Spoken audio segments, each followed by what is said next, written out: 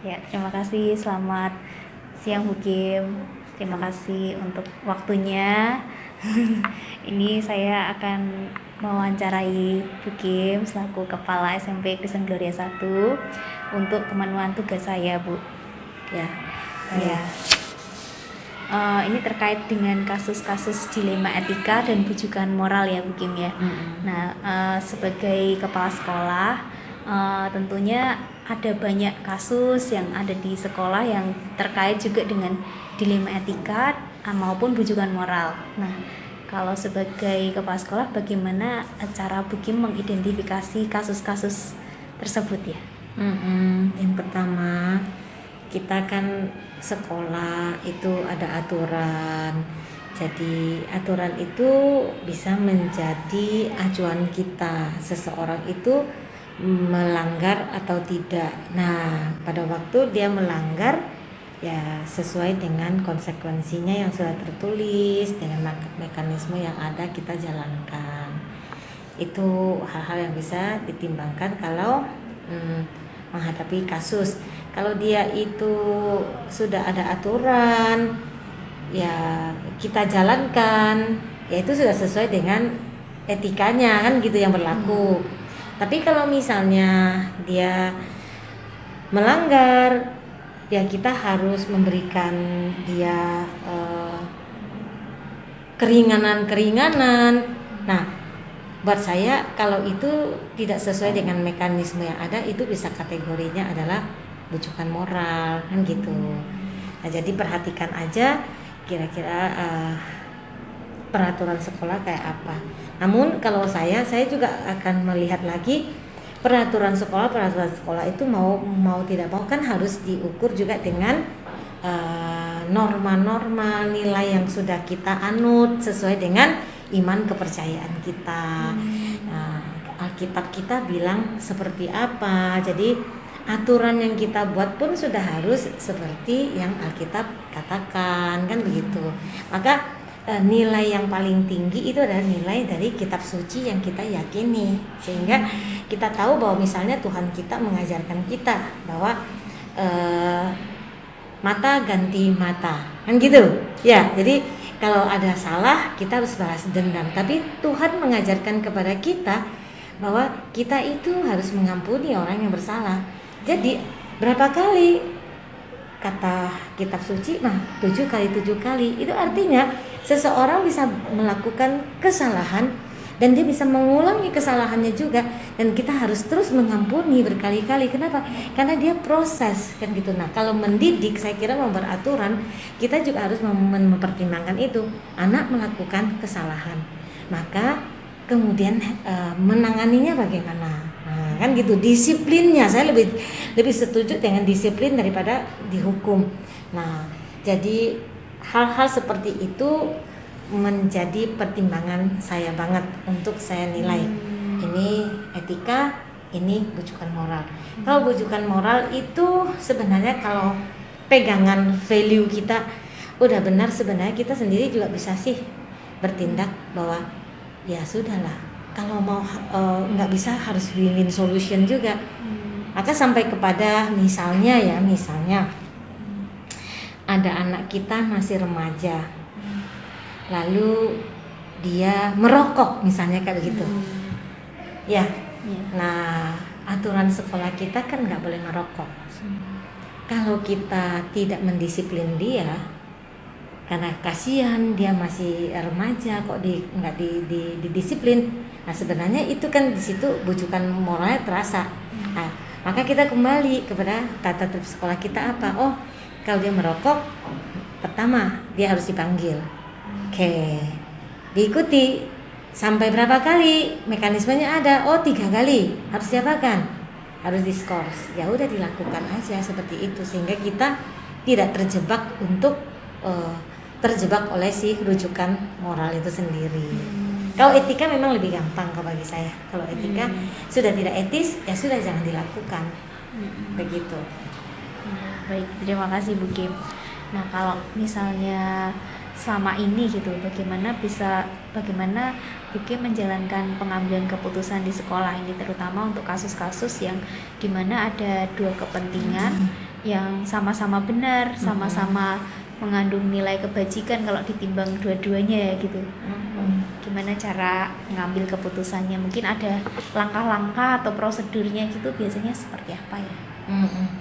Yang pertama kan kalau ada kasus itu biasanya mesti ada hal yang dilanggar seseorang. Kalau dia terjadi kasusnya, kalau dia misalnya bertengkar, kita kan paling susah nih kalau nimbang siapa yang benar nanti kan gitu ya.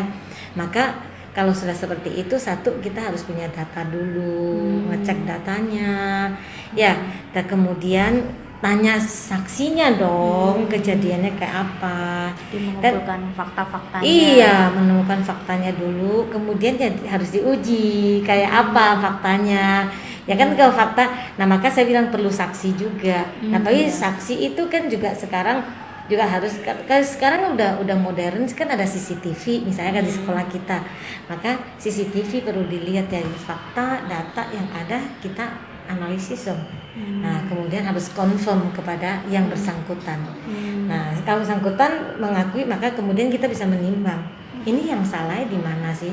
Kadang-kadang kan kita bisa menemukan belum tentu salah, tetapi karena direspon salah kemudian bisa jadi sebuah kesalahan. Nah tapi seandainya ketika kita melihat faktanya, sebenarnya dua-dua kasus ini benar loh gitu kan ya.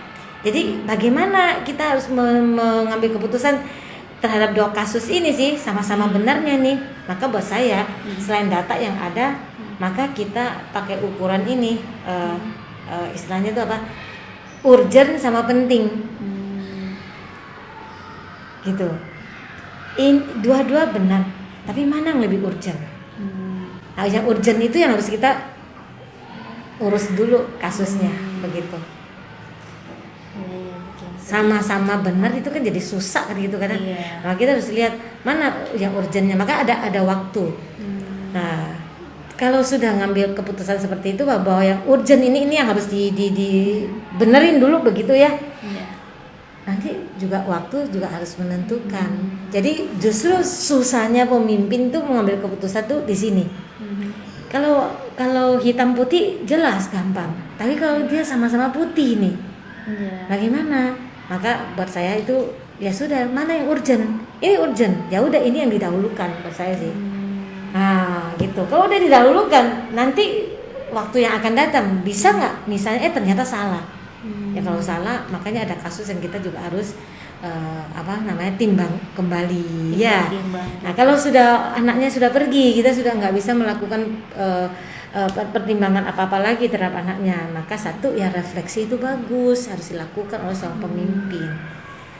Pemimpin kan juga bisa mengalami kesalahan, apalagi ketika dia perspektifnya melihat dua-duanya putih nih kan gitu. Nah gitu, kira-kira gitu.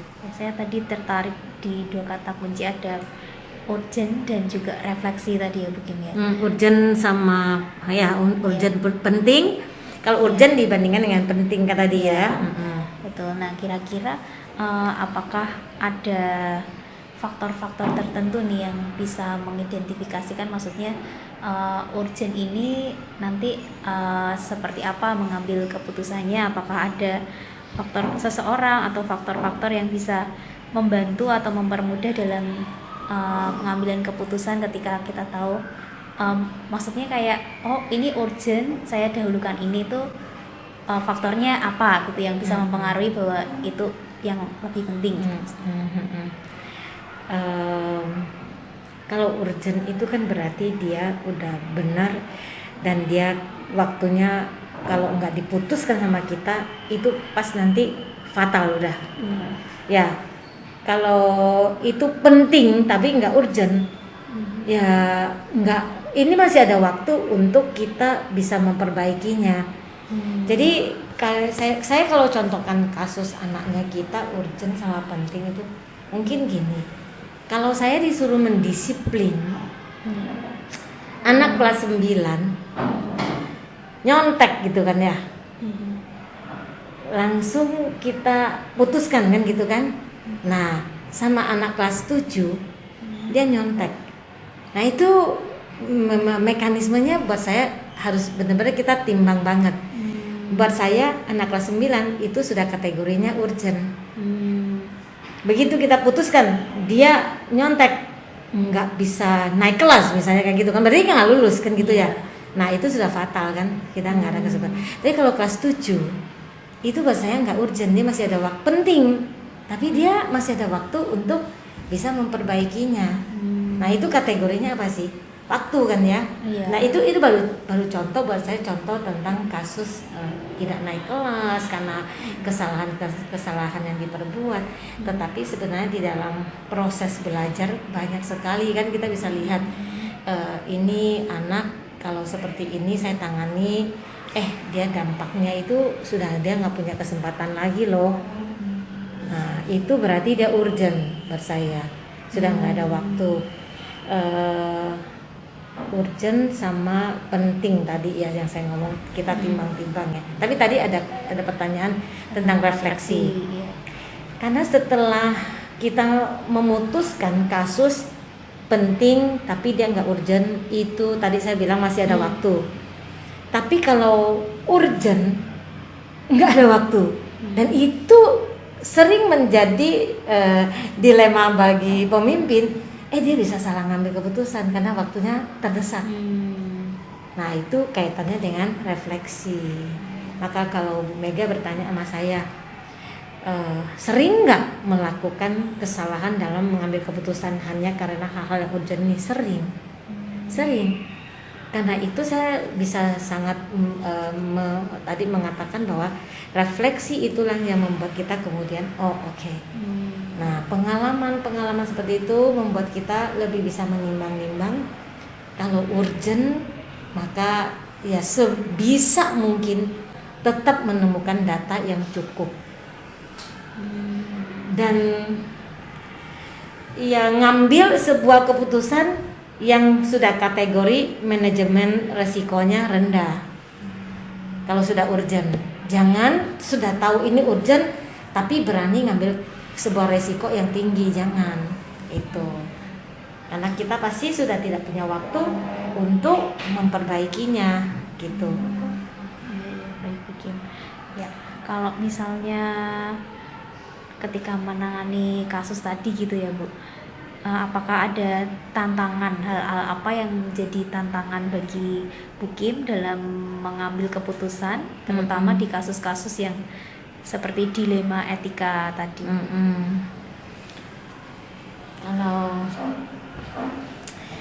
Kalau seseorang itu menjalankan hukum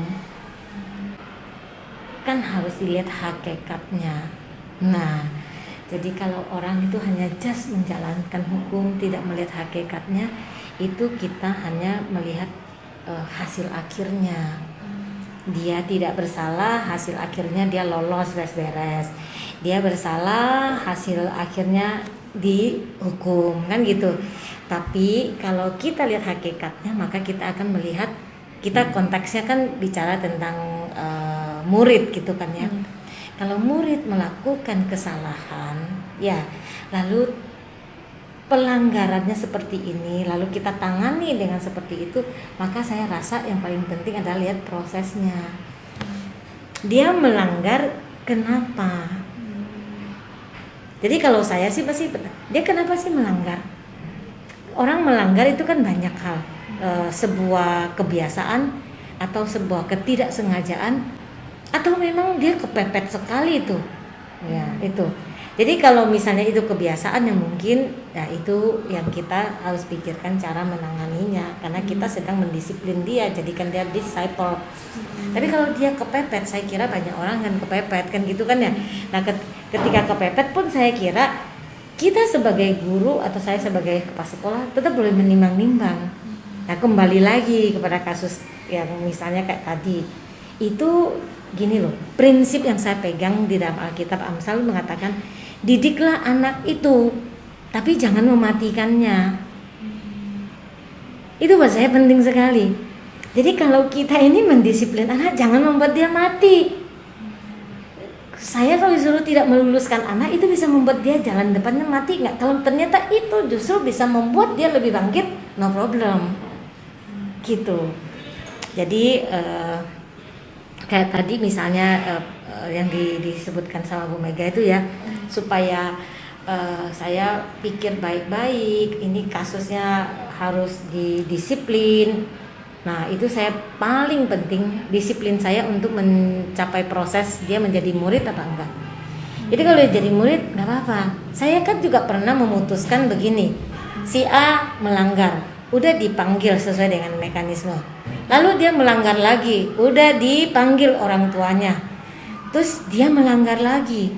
Terus saya melihat ini harus sudah dijatuhi sebuah disiplin yang lebih daripada pertama dan kedua. Maka kan diskors sama kita, begitu. Nah waktu diskors, diapain itu anak? Nah itu pun harus dipikiri. Kalau dia tuh ternyata hakikatnya menghukum dia, lalu dia tuh merasa sebagai orang hukuman, bukan sebagai seorang yang belajar. Itu yang tadi saya ngomong. Maka anak itu ya hanya taunya salah, dia dihukum, tapi dia nggak belajar apa-apa. Nah saya kan pernah kan ya memutuskan ini anak sudah harus dihukum nih. Nah hukuman itu ternyata menghasilkan sebuah proses yang baik. Nah itu etika buat saya, dan itu sebentar ya. Kalau saya harus masuk ke dalam bujukan moral, saya pasti udah kasihan deh dia, jangan dihukum kan gitu kan ya.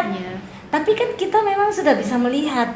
Nah jadi buat saya hakikat itu diperhatikan ya. Kalau menghukum anak jangan main asal dihukum, asal didisiplin. Dilihat aja dia itu yang tadi itu pelanggarannya dia kenapa. Kalau dia sudah kebiasaan, mau nggak mau lu harus ngekat dia kan gitu. Kalau nggak ada disiplin, sama kitab suci juga mengajarkan kalau kita tidak mendidik anak kita, padahal kita tahu dia sedang menuju jalan kematian, lah ya sudah pastilah ujungnya kematian. Maka Alkitab suci juga mengatakan didik dia. Kalau kamu tidak ingin kehilangan dia, harus dididik. Nah tetapi tidak boleh mematikan dia itu. Didikan itu selalu tidak boleh. Didikan di dalam Alkitab adalah didikan untuk kehidupan. Nah itu prinsip yang bagus banget ya, mendidik anak untuk sebuah hidup, bukan untuk supaya dia ngalami cilaka gitu, bukan. Dalam ya. Dalam sih mendidik untuk dia bisa hidup ya, itu sangat dalam sekali. Nah kalau dari semua yang sudah disampaikan tadi dari Bu Kim tentang bagaimana pengalamannya mengambil keputusan terkait dilema etika, nah mungkin apa kira-kira rencana kedepannya Bu Kim untuk bisa menjalani pengambilan keputusan yang mengandung unsur-unsur dilema etika?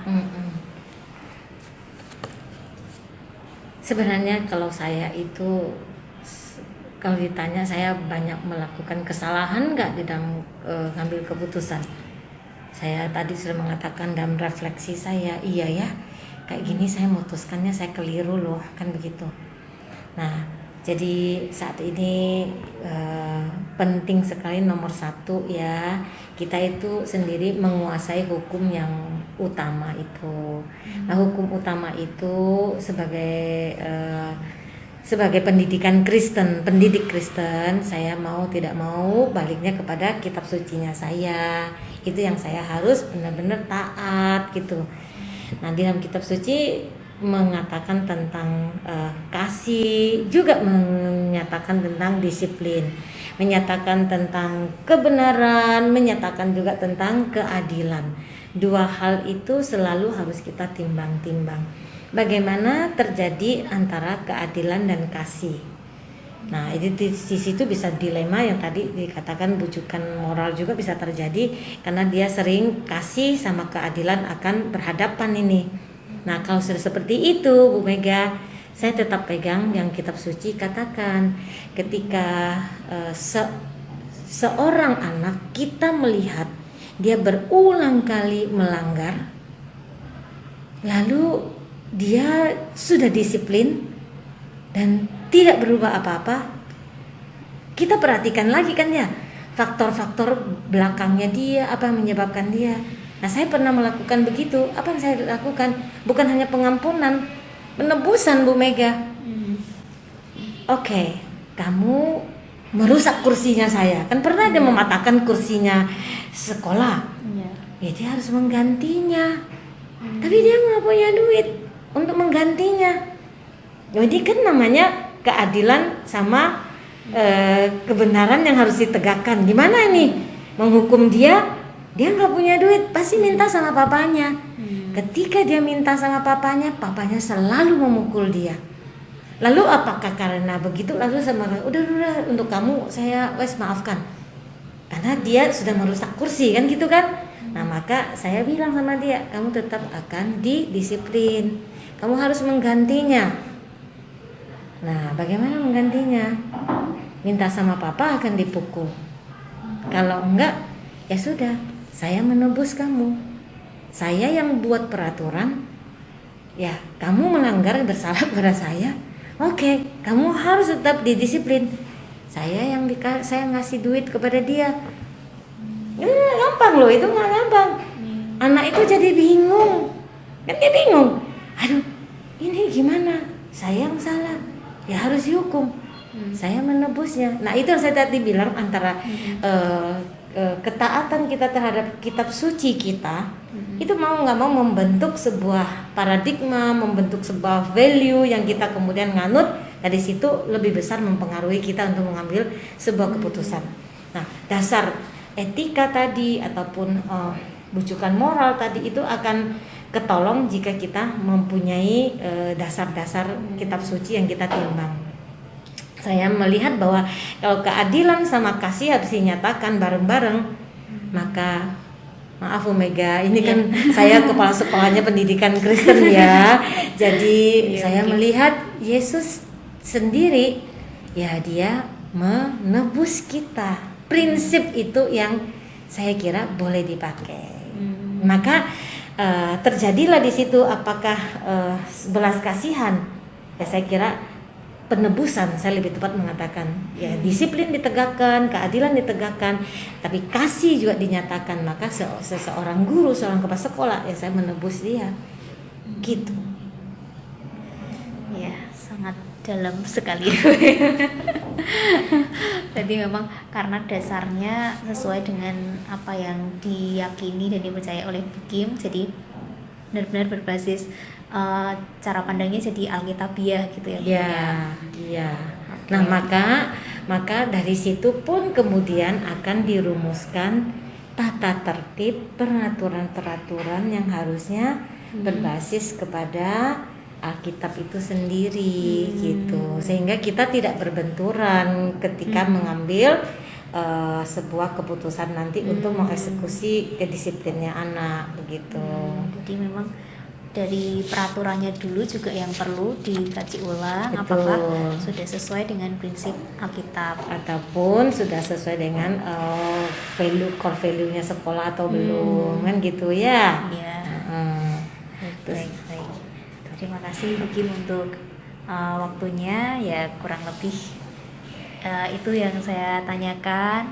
Tadi ada pertanyaannya Bu Mega bahwa kalau menimbang-nimbang untuk dilema ini apakah ada orang siapa gitu ya yang ya saya kira memang menjadi pemimpin itu seringkali dia dibilang sendiri gitu ya. Tetapi sebenarnya kalau kita jadi pemimpin tim, guru itu adalah timnya kita. Saya kira guru itu menjadi orang-orang dekatnya kita, dan mereka juga adalah orang-orang yang bisa memberikan data-data, memberikan pandangan mereka, memberikan usulan, nasihat. Nah, yang kedua kita juga bisa mempertimbangkan dengan misalnya ya kan kita ini kan sekolah ada yayasannya, sekolah ada dinasnya gitu kan ya, pengawasnya. Nah itu semua adalah orang-orang yang kita bisa ajak rembuk. Saya mengalami kasus begini nih ya. Nah terus kayak sekolah kita ini kan juga ada bimbingan dari notaris atau ahli hukum ya. Nah jadi kalau hal-hal yang berkaitan dengan hukum kita harus berkonsultasi juga sama mereka. Oh, iya. Dari ditinjau dari hukum, undang-undang bagaimana. Nah kalau sama pengawas, sama orang dari dinas pendidikan, kita bisa menanyakan. Nah secara peraturan pemerintah tentang misalnya itu permen berapa, nah itu bisa melanggar enggak kasus-kasus seperti ini. Nah pasti kita membutuhkan pertimbangan-timbangan dari orang-orang tersebut gitu. Dan saya kira tidak boleh juga melupakan orang tua. Orang tua pun ya dalam menangani anak ini kita perlu mengajak orang tua untuk bekerja bersama-sama dengan kita, kasih usulan, kasih pandangannya mereka begitu. Baik. Iya Bu, jadi diingatkan, jadi bekerjanya juga dengan tim, melibatkan banyak orang, terutama dalam ketika mengambil keputusan yang bersifat dilema etika tadi ya. Tentang pertimbangannya juga supaya lebih kaya informasi dan mengambil keputusannya bisa lebih tepat gitu ya. Mungkin yang terakhir mungkin masih ada lagi ternyata. Bagaimana Bu Kim bisa mengukur bahwa satu pengambilan keputusan itu sudah efektif gitu? Mungkin dilihat dari mana itu cara melihatnya. Keputusan itu sudah efektif. Iya. Ketika dia tidak ada efek-efek yang merugikan banyak pihak, baik itu misalnya kalau kita bicara tentang murid gitu ya, ya kalau kita melakukan sebuah keputusan terhadap murid ini, nah kita harus timbang loh, kita kan masih punya berapa ratus murid yang lain tuh. Nah ketika itu ternyata keputusan yang kita ambil sudah adil, sudah benar, dan anak lain pun melihat itu bisa belajar, nah itu kan sudah efektif. Ya, terus yang kedua, ya misalnya ini dengan guru melihatnya, ya guru pun kemudian tidak mengalami sebuah kesulitan akibat atau masalah yang ditimbulkan oleh karena keputusannya kita. Nah itu juga harus jadi pertimbangannya saya dong. Jangan saya udah memutuskan kasus anak ini, ternyata datangkan masalah bagi guru, kan gitu kan. Nah jadi biasanya kayak begitu tuh, makanya saya bilang tadi tuh kerjasama sama orang tua. Karena kan sekolah misalnya kadang pressure dari orang tua, kamu harus begini, kita harus begitu. Nah itu yang kita harus ngajak kerjasama, dimengertikan, sehingga melihat keputusan kita efektif enggak nih ya, dampaknya bagi anak itu sendiri bagaimana, dampak bagi teman-temannya bagaimana, dampak bagi guru bagaimana, dan akhirnya kita akan melihat bahwa ya dampaknya bagi masyarakatnya dong. Bagi masyarakat itu paling penting. Jadi kalau masyarakat sudah melihat ini sekolah ini disiplinnya juga nggak kaku, tapi dia itu disiplinnya udah benar gitu, penuh dengan juga pertimbangan kasih misalnya gitu kan ya, antara disiplin dan kasihnya seimbang gitu. Masyarakat melihat dia otomatis kan masyarakat percaya ya mereka akan sekolah di tempat kita. Nah jadi efektif nggak ya buat saya? Kadang kan orang bisa meninggalkan sekolah kita karena ya kita tidak memandang itu, belum mengambil sebuah keputusan yang efektif, belum ya. Nah itu. Baik ya. Itu saja sih Bu Kim. Terima kasih untuk waktunya, terima kasih untuk sharing pengalamannya. Kiranya apa yang saya pelajari tadi juga boleh bermanfaat untuk saya, dan sukses terus untuk Bu Kim ke depannya. Oke, sukses Bu Mega.